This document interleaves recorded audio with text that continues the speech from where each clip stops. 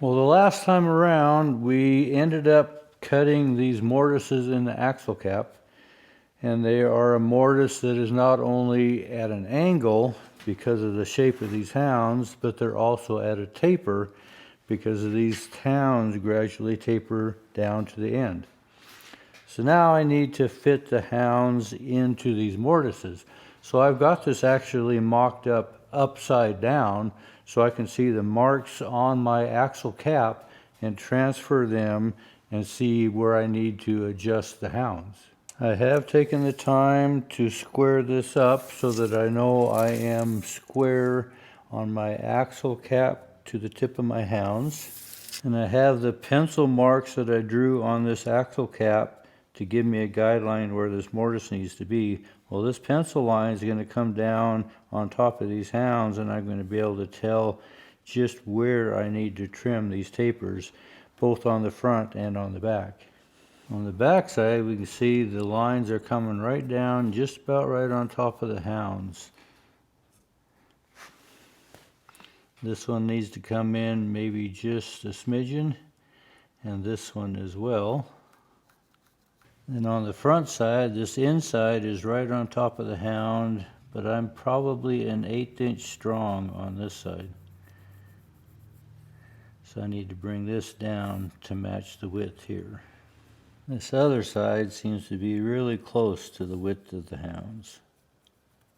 So the thickness of my hounds this way is 1 7/8 inches, but from the back of the axle cap down to the stabilizer bar, I want to put a gradual taper and bring this down to 1 5/8 inches.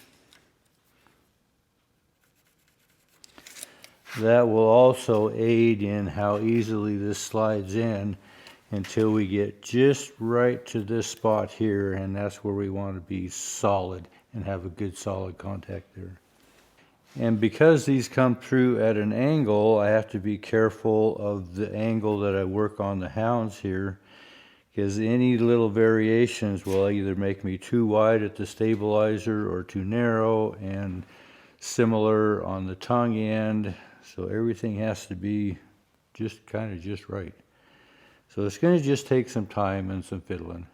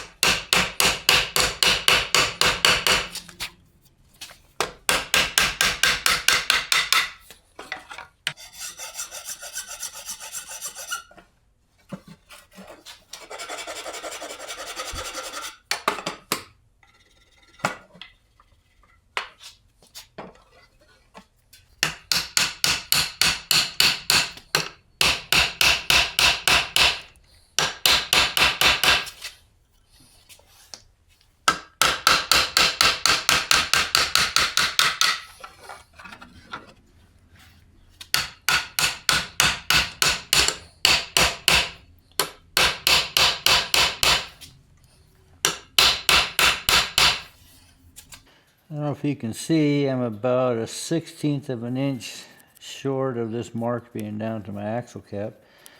But I'm going to stop there and put the other side in. That will allow me a little bit of room to adjust these in case I need to make a little bit of an angle change this way.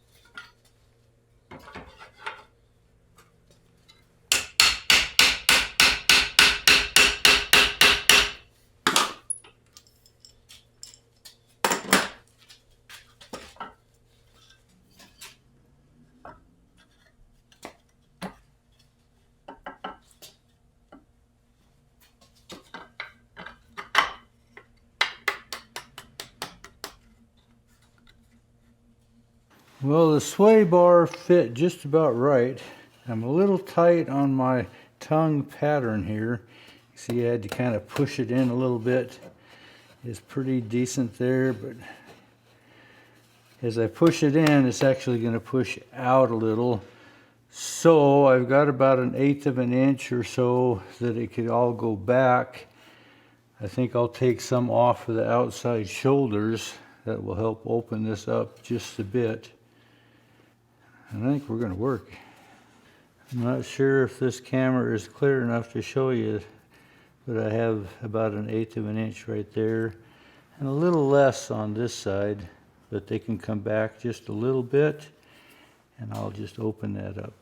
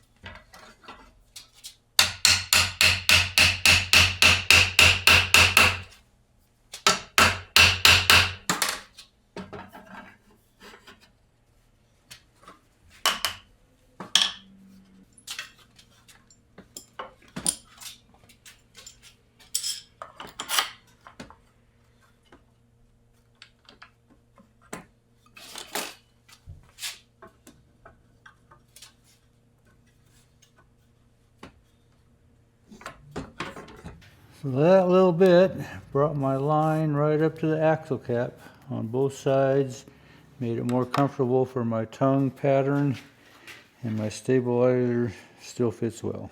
And I have nice tight joints through this tapered mortise.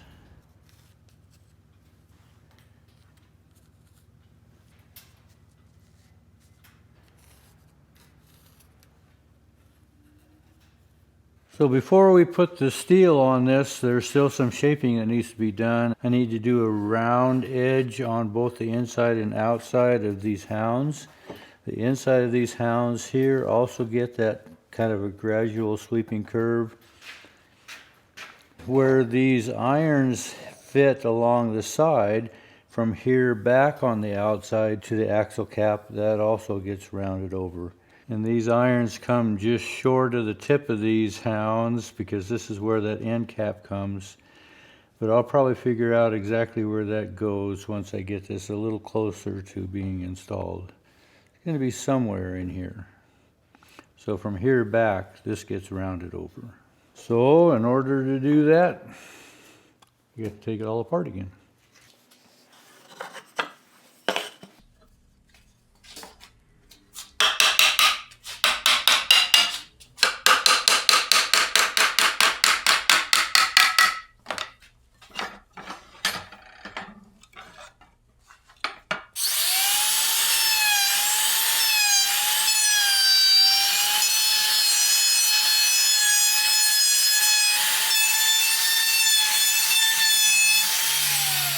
Well, the router gets close, but I just soon dial it in by hand.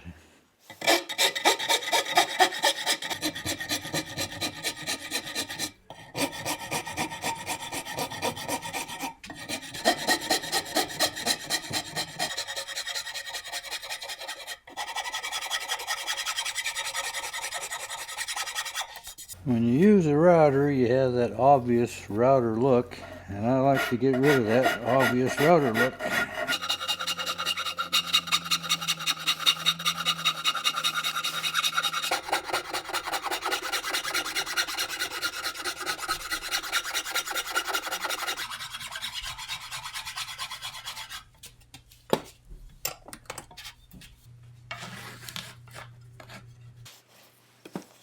Well, our new axle cap is 54 inches end to end, and our old one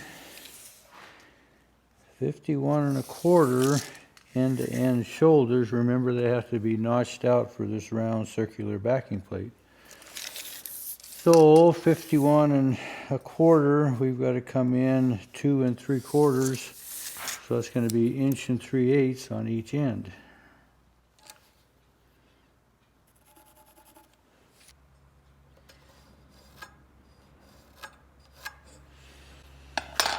Remember, this has a little 1/4 inch tab that goes out and is sandwiched between that backing plate and the axle.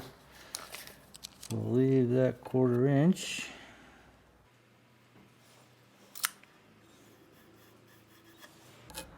Take those out. Kind of like so. And you remember this ring for the devil's tongue, it goes on the back side. So I'm going to just transfer these holes across.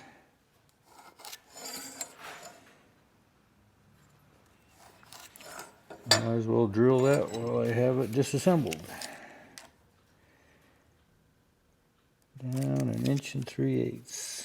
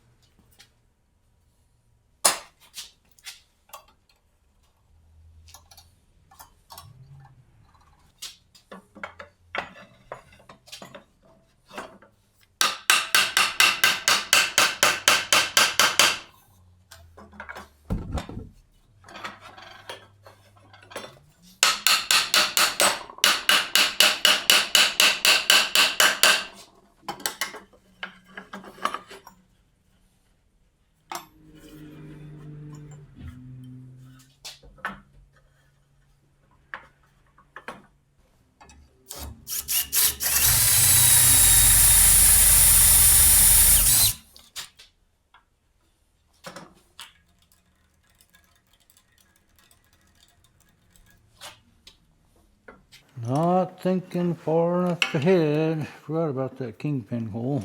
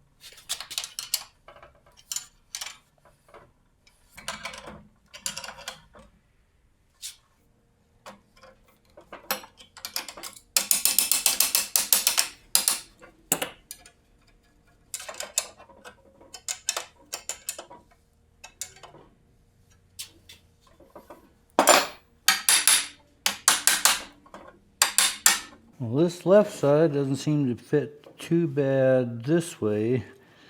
I'm a little out of kilter this way, but I might see how the other side turns out. See how this needs to come up in the front. I'll do the other side and see how close that one is.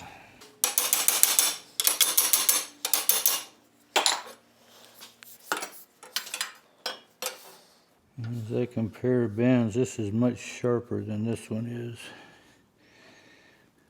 I think I need to relax this.